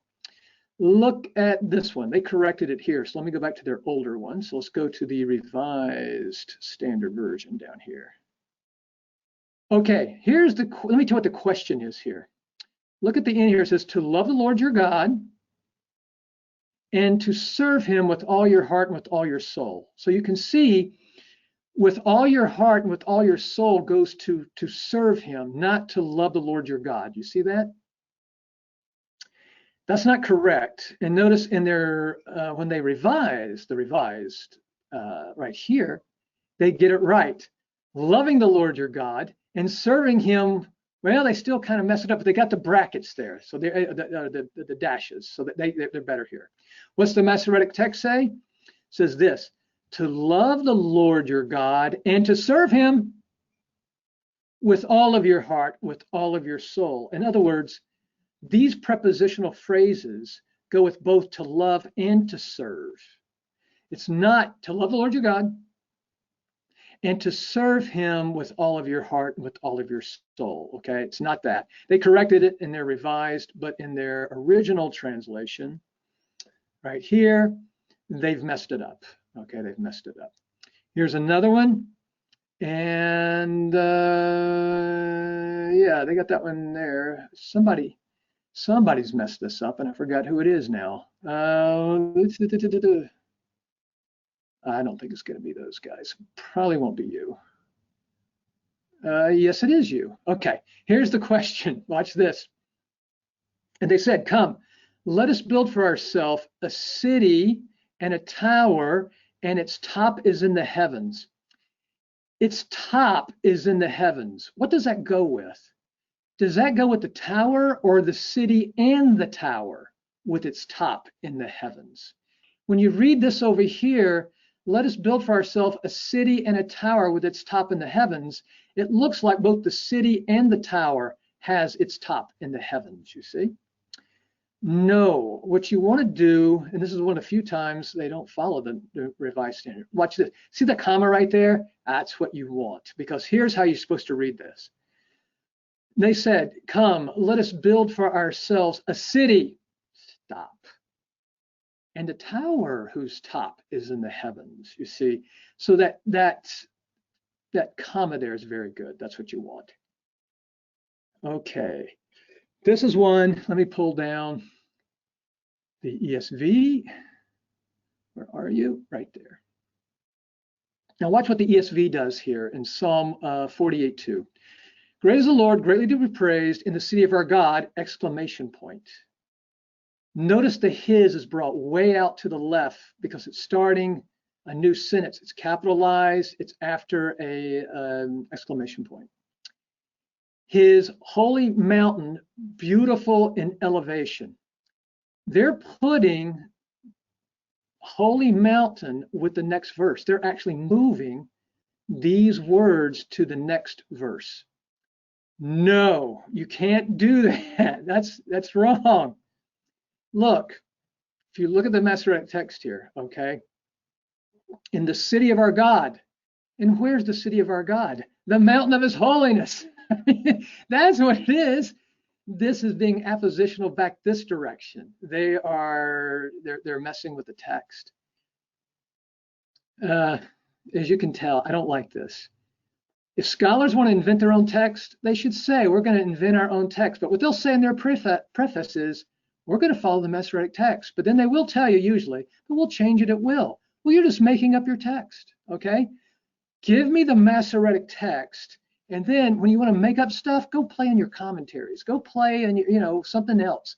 But don't mess with the text, okay? But they do. Oh, yeah, this is terrible. But let's look at this one. And I'm sure they're going to be wrong. And they are. See where they put the break here and they put the period here? That's not right. So these are the generations of the heavens and the earth when they were created. And see, they want a new paragraph break here. You know why? Because they believe there's two creation accounts. And now we're getting to the second creation account. And it starts with a temporal clause, just like the first one does, which the first one doesn't, of course. And there's not two, there's one. And notice, they're putting now, these are the generations of the heavens and the earth with what went before. Check it out. Every time you see these are the generations of something, it's starting something new. It's never ending. This is awful exegesis, awful interpretation. Follow the accents. There you go. There's our verse we've already done. This is parenthetical. But notice, and Samuel was lying down in the temple of the Lord where the ark of God was. Are you kidding me? No, he'd be struck dead. Let's go to the NIV. And Samuel was lying down in the house of the Lord where the ark of God was. Right. And I can do this the rest of the day, so we got to move on here. Common English Bible. And Samuel was lying down in the Lord's temple. Really? Now where God's chest was. Oh, wow. We won't even go there. And then I showed you that one. Yeah, that's going to be it. We'll call that good. Well, that is my presentation. So now if there's any questions, I will do my best. Oh, we have questions. Lots of questions. But let me say to everyone. Luckily, this is over the internet and you can't reach out and really touch me in a classroom. Go ahead. What I was going to say is, if just like in yesterday's session, if we don't get to your question, and we probably will not, to get to all of them, I should say, email Dr. Fuller at rtffuller@gmail.com. Now, there's two F's in that, rtffuller@gmail.com. And that will be his Christmas project to answer all the emails. Yes, it may take me a little while, so please be patient with me. I'm way behind on my emails right now, even from yesterday. So just hang in there. I'll get to you, though. I'll get to you. And I want to make one comment, Dr. Fuller. When I took introductory Hebrew, and this was before you were at Southern, when I took it, I had a PhD student teaching the class, and he told us, I remember very distinctly, he told us, don't worry about accents, they're not important. And so as you were demonstrating how important they actually are in the session, I looked him up. I'm not going to say his name, but I looked him up, and fortunately, he's not in the classroom anymore. He's working as a provost at a university. So he can't lead folks astray like that anymore. I'm going to go through that. I think it's yeah, go ahead. Say something real quick. Even if you disagree with me and say, look, I still don't agree with you about the accents. I think it's important to learn them for this reason alone, that people would say, you've got to know what the Masoretic text actually says. I take them, and when I say this, if you got questions, this will really get you.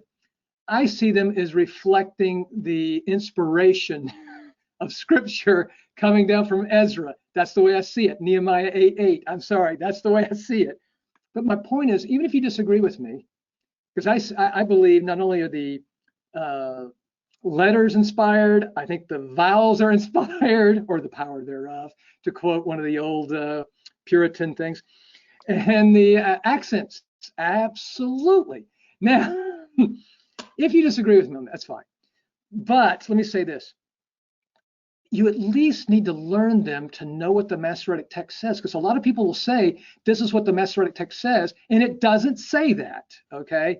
Unless you do it according to the accent system properly, and the vowels and the consonants, you're not giving the proper Masoretic text. So anyway, Rick, I'm sorry to interrupt you, but I just wanted to throw that out real quick. Okay, there are lots of good questions here, and I think it's only fair to kind of go through these in the original order, even though there's probably some very, very good ones that we won't get to. This first one was I think it was a clarification question. It was very early in the discussion.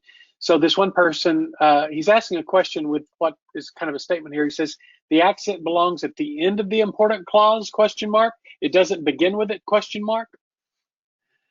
It can begin sometimes. Like, you remember when we did the one words, like my sheep, and then, it would go on.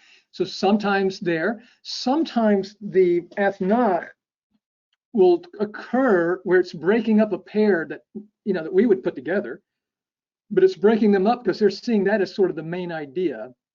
But in general, the athnach will end like a little clause. And then after the athnach, you'll get sort of details, explanations, those amplifications, conclusions, those kinds of things. So it can vary on that a little bit. All right. What is your source for understanding of the use of the ta'amim or the accents?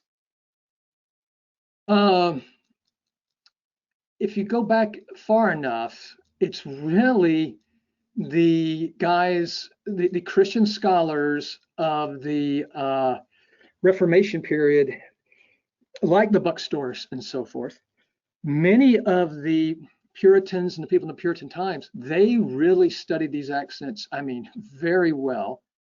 If you look at a guy like William Wicks, and you can go online and download his work, that's for free. I'm sure you can find a PDF right online.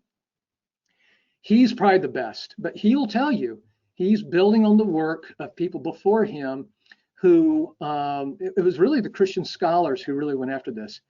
I'll tell you a story about this. The Jews know the accents, let me tell you.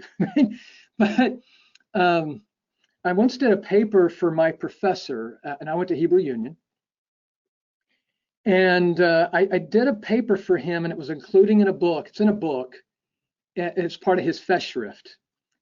And he read my article, and he wrote me a letter. And it was about the accents, because I was talking about the accents in there. It wasn't the main thing, but I was talking about what is a syllable in Hebrew. That's what it was about. But I got into the accents, and I said, well, you can't use that accent because you've got to have so many syllables before it before you can use it, and blah, blah, blah, blah. And let me tell you, that this professor of mine, he could read the entire Bible virtually by heart. Okay? I'm talking about he could chant the whole Bible by heart. All right? But he writes when he says, Russell, I didn't know that. And I'm like, oh, brother, I wish I could just sing the whole Bible by heart like he can. But see, they don't sometimes know if with this accent, you've got to have so many syllables before this next word, or that accent's going to change to another. They don't. Now, some of them do. Don't get me wrong. Some of them know those rules, but I'm shocked at how many don't. But they know this stuff like the back of their hand, but it's kind of like, well, why do we need to know that? Yeah, it changed. Okay, good. But they can't tell you why sometimes. But again, he could do the whole thing, But anyway, he goes, thanks for telling me that. And I'm like, yeah. I'd rather do what you do. But anyway, just to tell you, that's what goes on. All right. What do you think of Ketev versus Kara in the Masoretic text? Say that again, Rick. And I may be mispronouncing it. What do you think of Ketiv versus Qere in the Masoretic text? Yes, Ketiv versus Kare. Yes. There you go. Okay. The question to me is this: which is the Masoretic text? And the answer is the Kare. They're telling you to read this. Now, David Lang, if you're still here, I am. I could ask one favor. And I don't think I have an example, but what they do in accordance is they will put in brackets the Kare, and then they will point the Ketiv. It should be the other way around.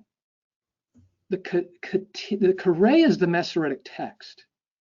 That they're telling you how to point. The other you're to leave unpointed. You see, you're not to point it, and so forth. I wish accordance would change that. But to be honest with you, Kare is what I think. That is the Masoretic text. Okay. That's an interesting issue. I think we'd have to, I don't know, we'll have to pursue what would be involved in that. Yeah, think about it. From a publisher's standpoint, and who gets to make those decisions. That's right. I understand. All right. Yesterday, you mentioned the primacy of the Masoretic text. How then do the direct quotations from the Septuagint and the New Testament fit in for understanding the Hebrew Bible text? Right. Yeah, there's no question that the Septuagint is quoted many times. Now, let me quote from a Septuagint scholar. He taught it, I forgot if it was at Oxford, one of those. And you know this guy, Alfred Edersheim. He was a Septuagint guy, but he's also a converted Jew, as you know, or as many of you may know. And according to Edersheim, and again, if I were still at the school where I was teaching, I would have get a student to do a dissertation on this. I think this is a worthy dissertation topic. Edersheim claims, and I haven't looked it out yet, that really it's not so much that the apostles quote the Septuagint all the time like people normally think. He goes, they do that. Don't get me wrong. They do quote the Septuagint. But he goes, but a lot of times they just targum it. And by what he meant by that was put the words in his own language. Okay. In other words, when the apostle would quote something, like we do, we might say, you know, God so loved the world, he gave a son. And so we give we don't give it word for word. We just we put it in our own words so you can get the interpretation as well. His claim is that most quotations in the New Testament are really more on that level than even the Septuagint or the Masoretic text. Now, again, I don't know if that's true, but that's Edersheim's view. And it's fascinating to me. I like his view. Yeah, again, remember, most of the people reading the New Testament, they're familiar with Greek. They're not familiar with Hebrew. It's like me when I go to preach, especially I'm in Kentucky, if I get out in the country, a lot of times I'm going to take my King James with me because that's what they're going to be using out there. And so I'm going to use what they use. But again, if you look at the Septuagint, look at the so-called revisions. Unless a revision is more like an NIV, if you know what I'm saying, kind of, again, Targumic, it sort of interprets and translates at the same time. Almost all of them are becoming closer to the Masoretic text. Notice what Origen's doing. It looks like he's trying to correct the Septuagint to the Masoretic text. Look what Jerome does. He translates from the Masoretic text. Again, look what Paul's saying when he talks about the oracles of God in Romans 3:2 that were entrusted to the Jews. That wasn't the Septuagint. Okay. So again, I'm a Masoretic text guy all the way. And Tove, I think you had on yesterday, Tove in his writings basically says that, everything after 70 AD, we're talking about the manuscripts of the Hebrew manuscripts of the Old Testament are Masoretic. He wants to argue before that there's all this fluidity, but that's not going to jive with the New Testament authors, okay? They don't, when we talk about inspiration of Scripture, we'll often say the originals. But if you read, which I'm not against that, but if you read what Jesus says about not one jot or tittle and so forth, read what the apostles say very closely. They believe that they basically have the originals with them. They do. They don't talk about it as some theoretical inspiration. They believe they have the real deal right there, you see. Because again, they want all this fluidity of Hebrew texts, before 70 AD. And Christ and the apostles are teaching something quite different from that. They see the Bible has been preserved perfectly. We have a more sure word of God. What are you talking about? You mean you're hearing God from heaven? We have a more sure word, Peter says. Betcha we do. It's the Old Testament. That's what he's talking about. And if it's been corrupted and, they just chose one manuscript over another, no way. No way. All right. The understanding of these particular set of ta'amim is useful and important. However, aren't these accents an interpretation in itself? The interpretation of the Masoretes of Tiberia. Have you seen the Babylonian vocalizations and how they read the accents? Yeah. Ben Asher wrote a book, okay? And in that book, here's his claim. He claims that his tradition is not, he claims that his tradition, there's nothing, in other words, they do not see themselves as innovators, okay? Now, yes, they innovated in one sense. They made letters, or, you know, like dashes and dots, I'll put it that way, to represent the vowels, okay? But they're not inventing the vowels, obviously, okay? The same with the accents, okay? The only way they're innovating is by marking the signs so people know how to chant. However, what Ben Asher claims is that what they're doing, the word Masoretic means to hand down by tradition. They're handing down this tradition. What he claims is their tradition goes back to Ezra. They're claiming that everything they're doing is preserving the Ezra text of Nehemiah 8:8. That's their claim. Personally, I buy it, okay? I think the Masoretic text is an accurate representation of Ezra's text. Now, I'm like a Brian Walton and these other guys during the Puritan era.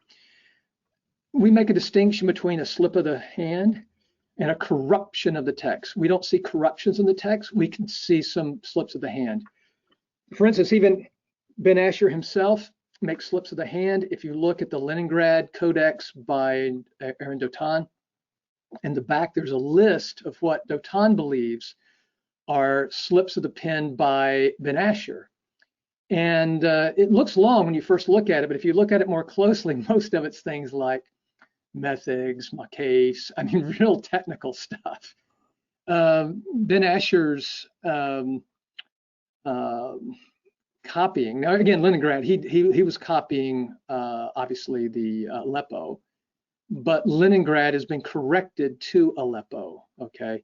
So you can't blame everything that's in Leningrad on Ben Asher directly, because it could have been the guys copying later. But the accuracy is I think is very, very sound, okay? And the Masorah, a lot of the Masorah is, again, for copyists to show them, you know, to keep them from making mistakes in their copying. A lot of the Masorah is that, to be honest with you.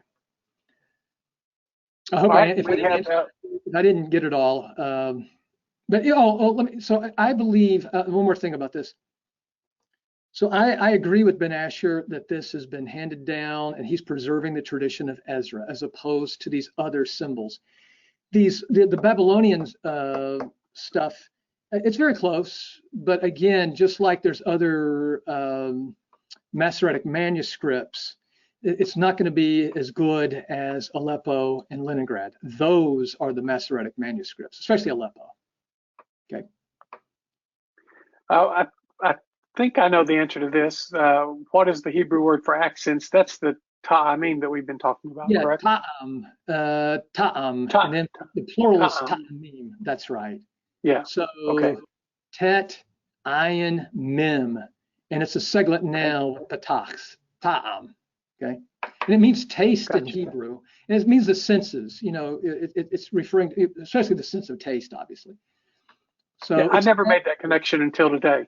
So the accents are giving you taste. They're giving you the sense, the meaning of the text. You see, that's very interesting.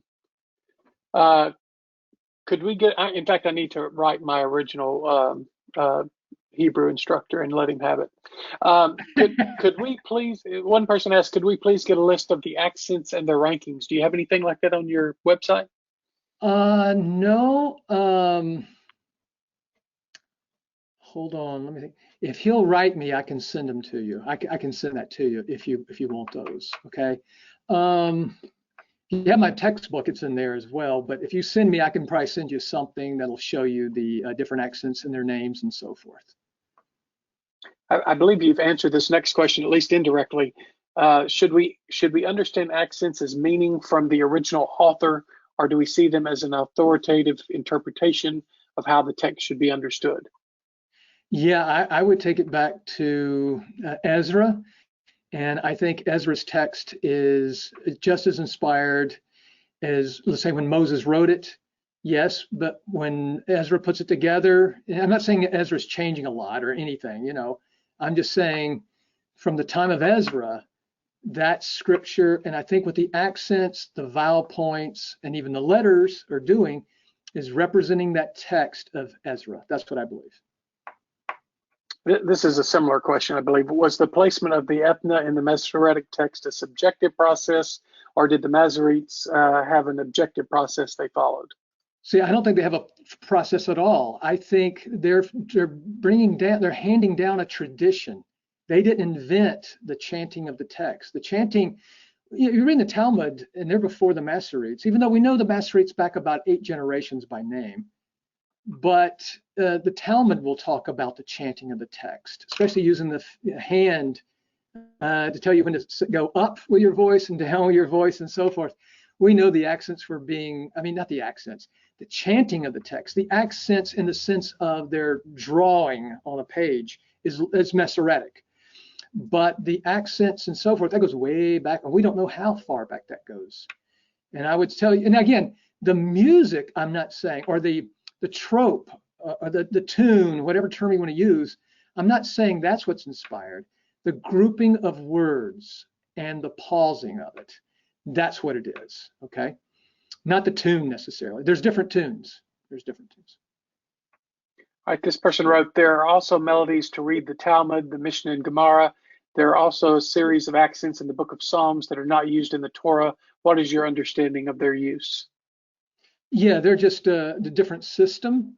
Now, exactly why there's a different system of accents for those 3 books, I don't know. Today, even the chanting of those, at least way back in time, we're not sure of.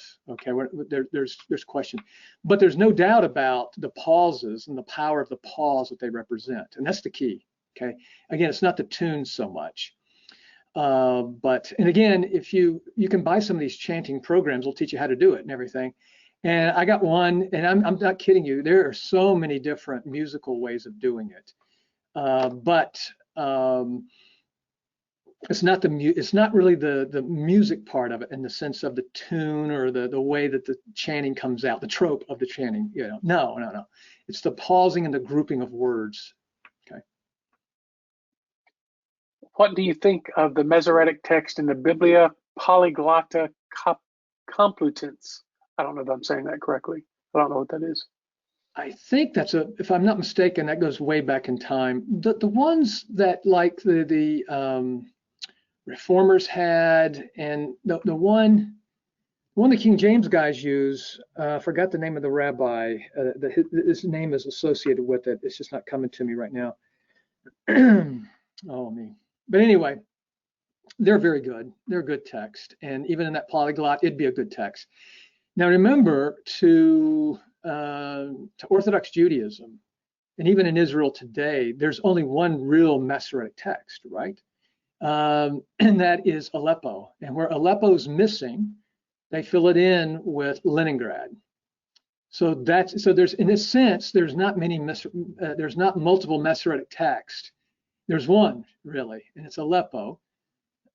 But these others, if you look at them, are pretty close. I mean, they're really close. So, for instance, if you look at the King James and compare that to modern Bibles and or let's put it this way: if you look at the Hebrew text behind the King James and then the Hebrew text of Aleppo or Leningrad, there's going to be a few differences here and there, but very minor, very minor. So yeah, those kind of Hebrew manuscripts that you have in polyglots and so forth, pretty good. They're not Aleppo, but we're talking, instead of being like 99.9% pure, we're talking like 98.9 or something. I mean, it's real close. So those are good manuscripts. Don't get me wrong. Does the ESV's translation of Psalm 2:7 ignore the Rebia on Adonai? Yes. And what they're missing there is the Oliviorid before it. That's what they're really missing, okay? And so that's right. They're missing, they want to say the decree of the Lord. No. I will speak concerning the decree. The Lord, emphatic. He said, yeah. And it's not, I will speak of the decree of the Lord. No, that's not Masoretic text. Now it's interesting, Septuagint there takes no chances. It does both. I will speak of the decree of the Lord said, which is really good because the decree of the Lord is just an interpretation of the decree. That's fine. But they're still getting the Lord. He said, that's it. That's the Masoretic text. Do these rules of accents apply in the same way to the Aramaic portions of the Bible text? Yes, completely. Okay. I wish Dr. Fuller could explain what he means by meaning. It's in quotation marks, the word meaning. Can we frame this in terms of topic and focus? For example, Lambrecht's distinction between identificational argument and thetic.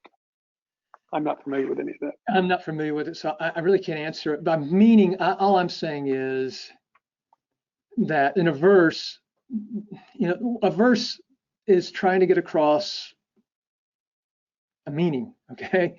And so I'm just focusing on it in a broad sense. When you get to that level, I'm not sure what to do with it because I just don't know what the writer's talking about, so I don't know.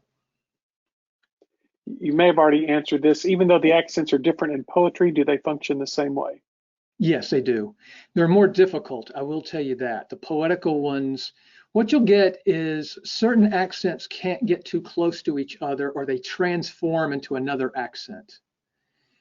So for instance, you can't, I'm talking about in the prose books, you can't get two revias too close together. If they're within 2 or 3 words, you're going to have to transform one of those revias into another accent. So you'll sing the other accent, but you know that's a revia, okay? And so it's still there, but you've got to sing it differently because the music itself does have a certain syntax to it. When you get to the poetical books, they transform a lot. And so that's what makes the poetical book accents much more complicated and difficult to learn, but they're very helpful. They're very, very helpful. Which printed edition of the Masoretic text do you prefer? Really, right now, the best one is that Leningrad by Aaron Dotan. If you want it laid out like the Masoretes, he laid it out just like the Masoretes. That's a Hendrickson publication, I believe. That's the best one. As a teacher, I enjoy the VHS because I can yell and scream, and it gets going. Now the Quinta that they're coming out with is going to ruin all fun because it's going to be like the Masoretic text. But apparently, I don't think they're going to do it for the closed and open sections, as they're called. Okay, I wish they would do that. Just go ahead and do it that way and do it completely right. So but they're going to lay out the text better, and not with a bunch of emendations or the opinions of individual editors. They're not going to do that, and that's good. That's really good. Could you explain why there's a psalmic after the end of some verses? Yeah, the psalmic is going. That's one of those. There's different psalmics, by the way.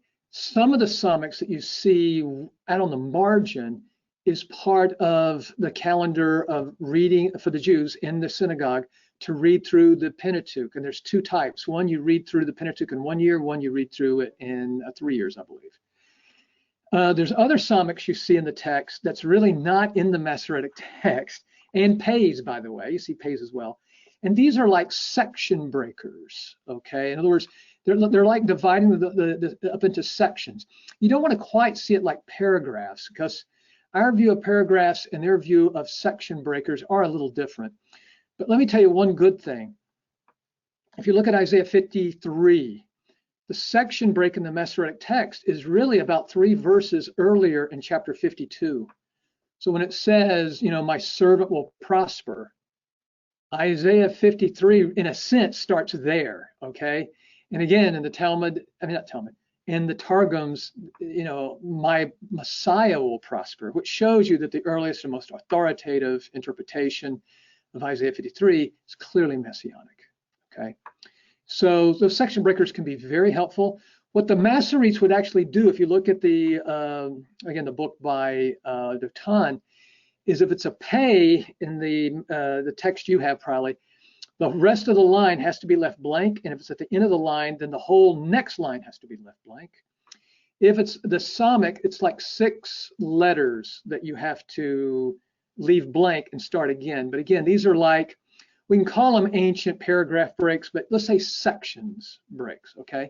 And to me, those are very helpful at times. They're very helpful. Now, they do break within verses sometimes, and that's more complicated. Next question. Don't ask me that one. Okay. Next question, quick.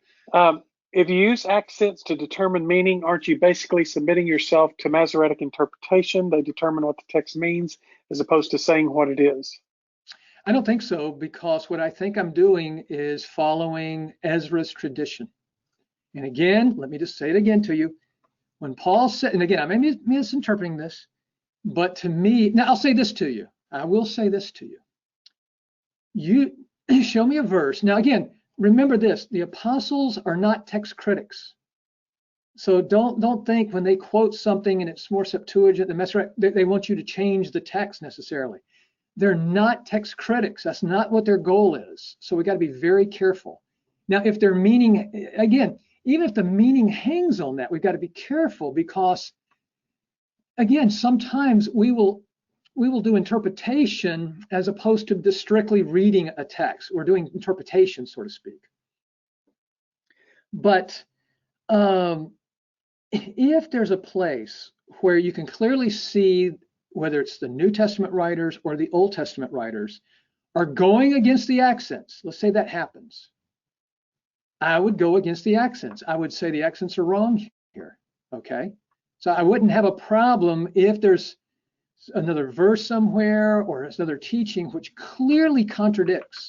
But you got to remember now, they're not text critics, so it's not, we got to be careful how we do that. Now, again, you got to understand, I believe that the oracles of God were entrusted, and that means for safekeeping as well, to the Jews. How did they preserve the oracles of God? And the answer is very clear, the Masoretic Text. What is the Masoretic Text? Is it just consonants? No. Is it just the consonants and the vowels? No. It's the consonant, the vowels, and the accents. That's exactly what it is. All right, this next question, I'm going to read it. I'm going to give you a slight correction. I'm going to give I'm going to correct the question a bit, and then you can answer it. It says, Dr. Fuller, Accordance offers 2 syntax database add-ons. One of them is Homestead and the other is Anderson.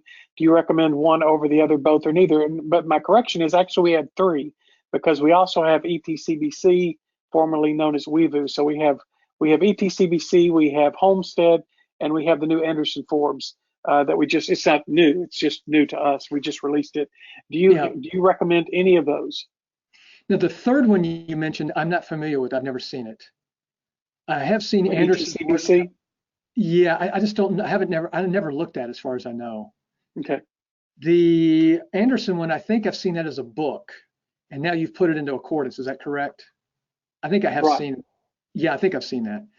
Again, from yesterday, I do a traditional approach to Semitic grammar. Neither of these, Homestead does not, and neither does Anderson. And so, no, I would not recommend either. I mean, Accordance is being very nice to let me do this. I hate to tell you. No, I wouldn't recommend it, because, again, I would like it from a traditional Semitic approach, not modern linguistics. Okay. So we need you to create a 4th one, and then we'll incorporate that. We can talk. Okay. This is a fun question, and it was based on when you were showing the mistakes in the translations. Which translation is the least messed up? Now, I'm overdoing it a little bit, but in the sense that understand the accents the best, probably King James. Okay. Now, the King James sometimes doesn't. And what I need to do is go back, and I don't know if I have the edition of the Masoretic text they're using. So I can't say for sure they're making mistakes. I mean, it may be different from the Leningrad, but probably not. They do sometimes veer from the reading of the Masoretic. I'll tell you another one. New King James is pretty good because James Price, and he knows the Masoretic text, the Masoretic accents very well. So the New King James would be pretty good because I don't think he's going to make many mistakes on that. He really knew the Masoretic accents very well. All right, here's one I can answer. Is that the BHS or the BHQ on the screen? That's the BHS. Yeah, that's the BHS. Correct? Yeah, that's correct. Now today, again, there's books coming out more and more. My book came out on the accents. Furtado has come out with a book. So there is a revival of studying the Masoretic accents. It's becoming more popular. And I think with Quinta, it's going to become even more popular. And I think this is the way to go. I'm encouraged in this way. Now, again, is people going to see it as representing the inspired text like I want it? Probably not. But hey, come to my island. Come hang out on the island. But remember, I got the Puritans, I got the Orthodox Jews. There's room for you. Come to my island. Next, Rick. What is your opinion of Everett Fox's translation in terms of accents and interpretation? I haven't seen his translation. I haven't really looked at it, so I can't give you a opinion on that. I think you've touched on this, but when and who added the accent marks? That'd be the Masoretes, but that's just the marks.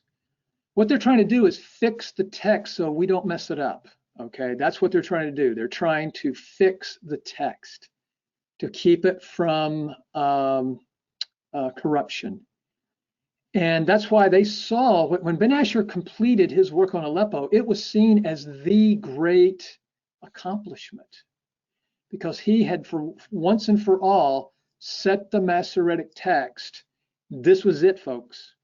If you go back and read like Briggs of, Brown Driver Briggs, if you go back and read some of his writings, he's very anti-Semitic anyway, but if you read some of his writings, we look forward to the day we'll get rid of this Masoretic text. I mean, he hated the Masoretic text, and he predicted it would be gone. And I will guarantee you, it will be the Bible. I don't care what is found.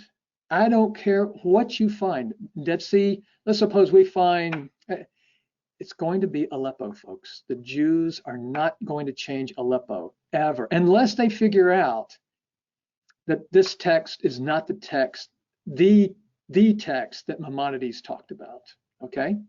They see this as the text. It's not going to change. It's not going to, I know, I forgot where it's out of. For a while, it was out of Cal Berkeley, I think. They're going to do an eclectic text like the New Testament.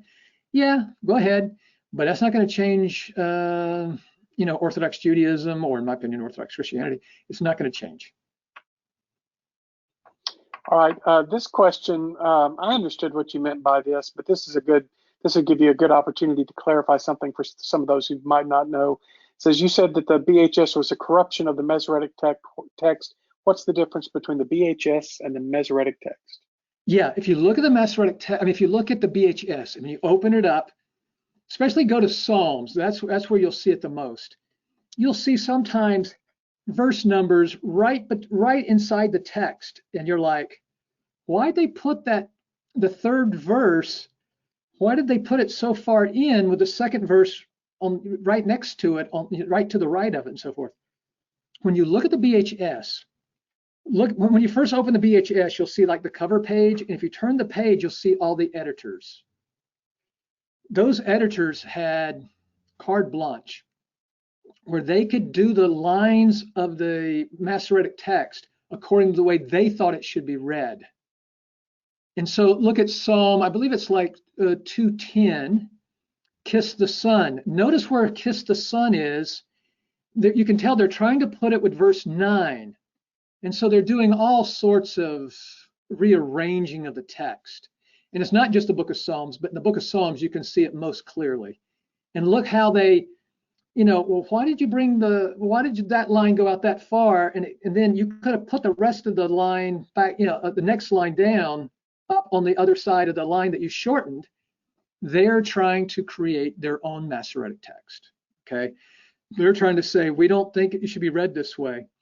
Even in the book of Isaiah, sometimes you'll see where the Athanach is, but the editor of Isaiah, you can tell by the way he's lining up the verses, he's putting it somewhere else. And sometimes they botch the meaning terribly, okay? They botch the meaning. They're missing the emphasis.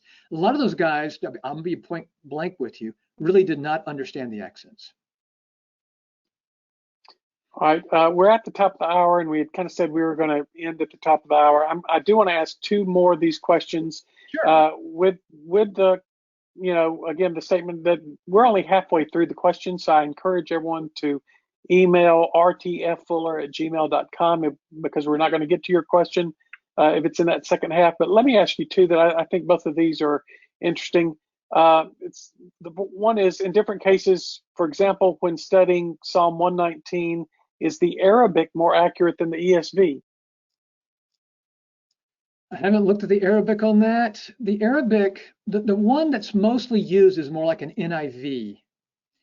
The older, and I forgot the name of it, there's an older Arabic edition, and they call that more like the King James. It's more literal. But the normal one that's used today is more like an NIV. So it's, you got to understand it's an interpretation as well, okay? I mean, it's accurate in the sense, but it's like accurate like an NIV is accurate. You got to understand though, there's a lot of interpretation, going on, okay? So that's it. All right, so the last question Yeah, that I'm going to ask you is one that I ought to know, but my introductory Hebrew teacher told me to ignore the accents and evidently ruined my life. So I can't even answer this question without really comparing off the top of my head, but you probably can. So okay. For those who don't know, in accordance, we have two separate BHS, or Hebrew texts, I should say. One is, we use the short code, the HMT4, that's Hebrew Masoretic Text with Westminster 4th edition morphology. And we recommend that generally for searching. And then we have a separate one, a BHST tagged, which goes along more with the BHS apparatus. So this person is asking, are the accents between the HMTW4 and the BHST different? I don't know the answer to that, but my guess is no. The difference is going to be, I think, and David Lang, if you're here still, you could answer. My guess is going to be they're going to have a little bit variation on the how they've labeled or how they've parsed certain words. By that, I doubt they're using a real different base text. And when I'm talking about the Hebrew, it shouldn't be. I think all it is, there could be differences, small differences of opinion about how to label. Okay, we're going to call that a nifal, where maybe the other one says, no, that's a call. You see, because sometimes nifal call can look almost identical. And just like, for instance, chatat, I believe, chet, tet, or tav, I'm sorry, chet, tav. If you look at the BDB, they're going to see it mostly as a call imperfect. If you look at halot, they're going to see it more as a nifal. And so again, they're parsing it a little different. That would be my guess what the difference is. It's not the accents, it's not the letters, not the vowels. It's the keying of the text would be my guess is where the differences are going to be. Yeah, I believe the text is the same or virtually the same. It may be that the HMT is based on Leningrad and is not strictly BHS, but I'm not entirely sure about that. Okay, thanks. I mean, we tell people to use it like the BHS for searching, and so forth. And I don't think we would do that if it was drastically different. Yeah, I use the one you just said because I think y'all update that much more often. I think I'm right on that. Right. Yes. Right. So that's why I use that one. And I'll say this: accordance, there is nothing like it. You can, and let me say, maybe they'll have me back sometime, and we can do some sophisticated searches using the accents, because accordance is unbelievable in its ability to do the accents like I do. It's fantastic, and you can even doing that. You can really test certain grammar issues by the accents. You really can. All right. Well, Dr. Fuller, we thank you for this. Again, we're only halfway through the questions. I encourage everyone to email rtffuller@gmail.com. You definitely win the award for this eAcademy for having the most questions. And that's a really good thing because you've sparked lots of interest between yesterday's session and today's. And we could probably go another couple hours. We've had questions and comments that have still been added even as recent as a minute ago. So I think that says a lot. Hey, thanks to and again, send me your stuff. I'll get to you, but just give me a little time. And again, if you can come, I do teach about the accents online on Zoom, and I'm cheap. So if you want to join me sometimes, love to have you. Just go to my website and contact me through the email system. You got my email. And we can do a whole lot of accents together if you like. Okay, great. Thanks again, guys. Thank you, Rick and David and Linda